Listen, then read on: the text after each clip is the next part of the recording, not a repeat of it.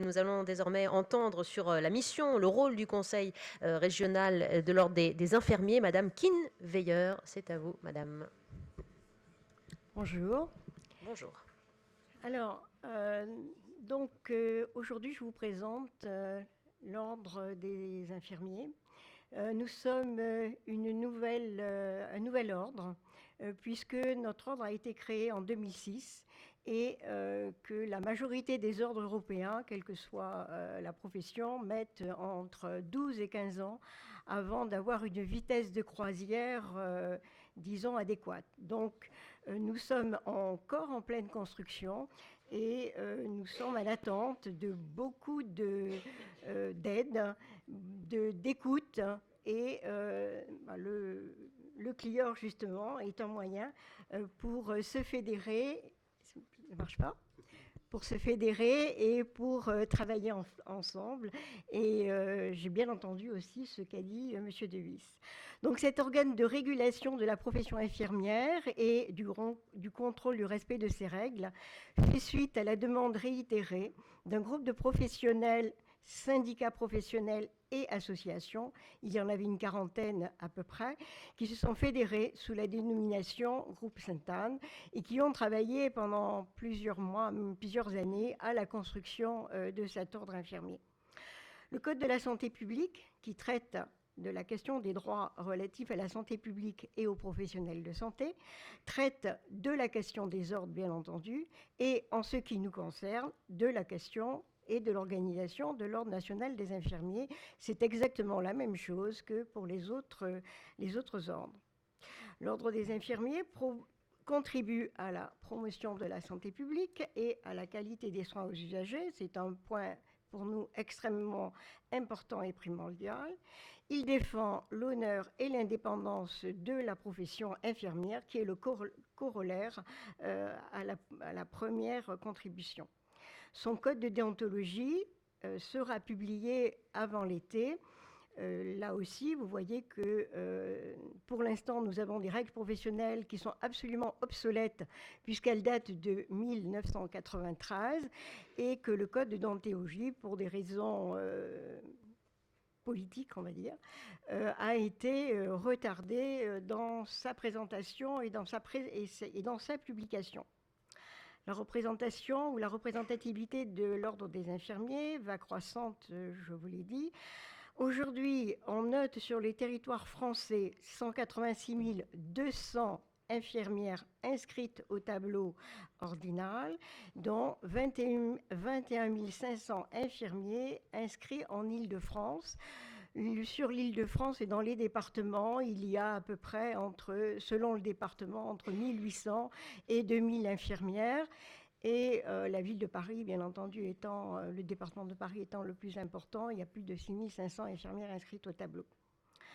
L'Ordre national des infirmiers est le deuxième ordre professionnel en France, mais bien sûr, pour l'instant, tout le monde n'est pas inscrit et on fait souvent référence aux chiffres qui sont présentés issus de l'inscription de la DELI et on a pu constater que les chiffres étaient complètement étaient obsolètes pour une raison très simple, c'est que les infirmières sont extrêmement mobiles, qu'elles changent énormément de département, elles changent d'exercice et que la même infirmière peut avoir 3 voire 4 numéros ADELI dans la France, donc chaque fois elle est comptée. Par contre, bien entendu, le numéro ordinal est comme le numéro de tous les autres ordres, il est unique, il sert toute la vie, même si on repart à l'étranger ou si on s'arrête. Lorsque l'on reprend son activité, on reprend son numéro ordinal. Ça, c'est un point extrêmement important qu'il sera nécessaire, je pense, de retravailler avec l'ARS. L'Ordre national des infirmiers rassemble tous les professionnels, sauf les militaires comme les autres ordres, quel que soit son exercice, que celui-ci travaille en secteur salarié ou en secteur libéral. Dans la profession, on note bien sûr, en plus de l'infirmière en soins généraux, 3 spécialisations qui sont reconnues par l'État, les infirmières de bloc opératoire, les IBOD, les puéricultrices et les IAD, les infirmières anesthésistes. On note aussi de nombreuses expertises qui sont dans différents domaines du travail, les infirmières de santé au travail, qui sont assez peu connues du public, les infirmières de santé en milieu scolaire, les infirmières qui s'occupent en particulier de la prise en charge de la douleur, par exemple, des soins palliatifs, de l'hygiène, des problèmes de santé publique en général. Toutes ces professionnels disposent d'un diplôme licence, master ou doctorat. Et là aussi, notre demande impérieuse, c'est d'avoir une filière en soins infirmiers et d'avoir des professionnels issus et qui pratiquent et qui ont un diplôme issu de cette filière.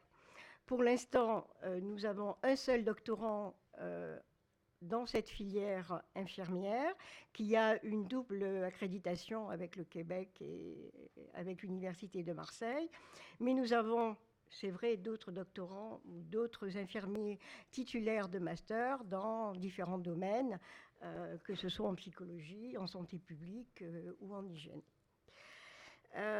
Ces infirmières disposent d'un rôle propre, en plus du rôle de prescription médicale. Souvent, on ne connaît que celui-là, le public ne connaît que celui-là. Or, l'infirmière a un rôle spécifique qui lui donne une certaine autonomie dans la profession. Et de ces deux rôles-là, à l'issue de la dernière loi de santé publique, un nouveau rôle va enrichir cette profession, c'est la pratique avancée. Là aussi, on en parlera tout à l'heure puisque mon collègue vous présentera son expérience dans ce domaine. Le Code de la santé publique indique que l'Ordre national des infirmiers est organisé en 3 collèges qui caractérisent les modes d'exercice, le public, salarié, privé et libéral, et le public et le privé et le secteur libéral. Et en ce qui nous concerne, 3 niveaux, le niveau départemental, le niveau régional et le niveau national. Les missions d'enregistrement au tableau ordinal, vérification des diplômes français et étrangers, contrôle de la langue française, on a un certain nombre d'infirmières étrangères.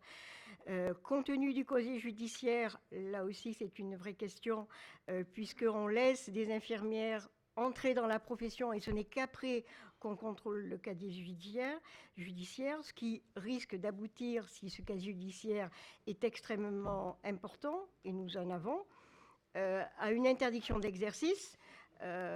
Et pour l'instant, on ne contrôle toujours pas le casier judiciaire à l'entrée des écoles.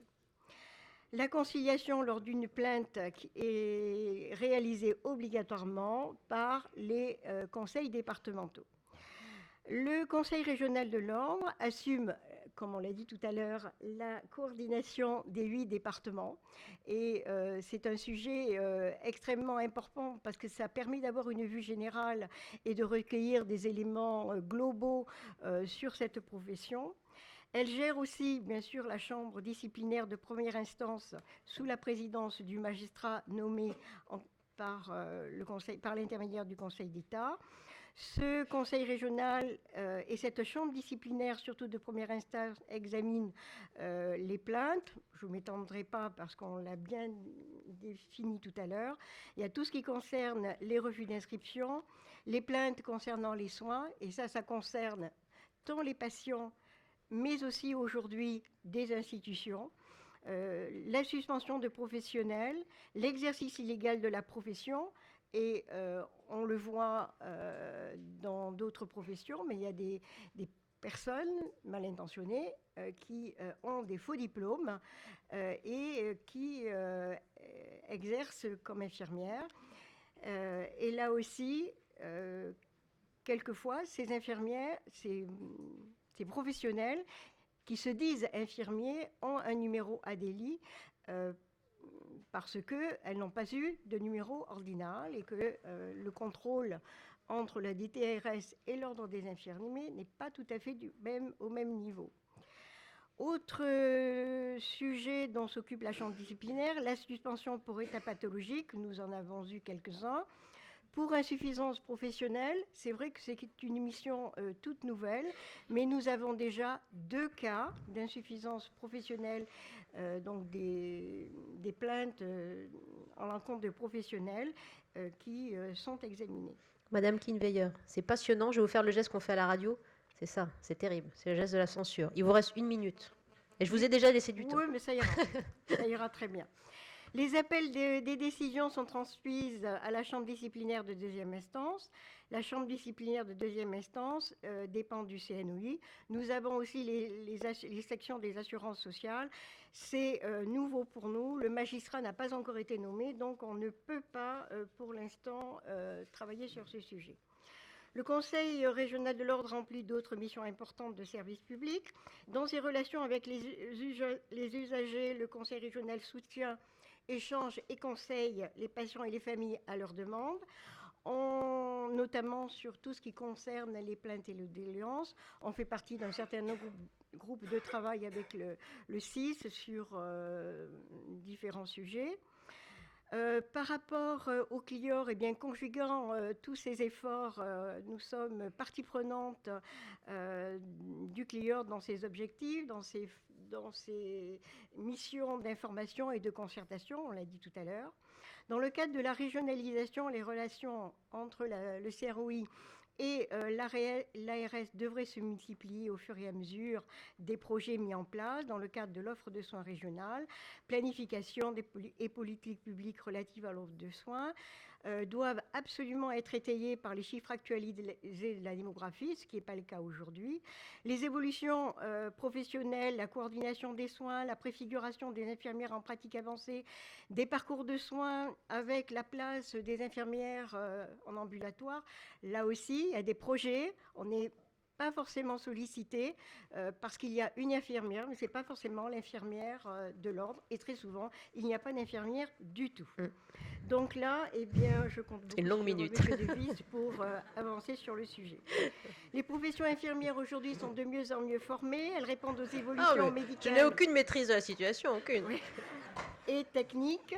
Le CROI répond aux attentes des patients, répond aux attentes des infirmières. Le CROI est un acteur indispensable à l'ensemble de la profession à la région. Et je vous remercie si j'ai dépassé un petit peu le temps. Intervention passionnée.